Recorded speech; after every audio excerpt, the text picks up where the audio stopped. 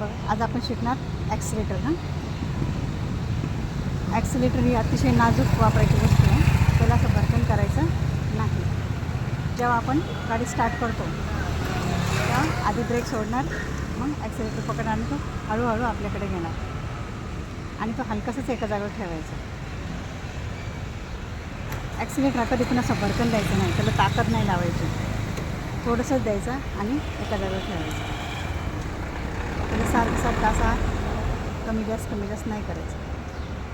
दुसरं, ॲक्सिलेटर हा भरकन द्यायचा नाही, दिला चुकून तर पटकन ब्रेक दाबायचं आणि पाय टेकवायचे, म्हणजे तुम्ही गाडीवर पडणार नाही. आणि हे सगळं करताना समोर बघायचं, हाताचे पुसून आणि मग गाडी चालवायची.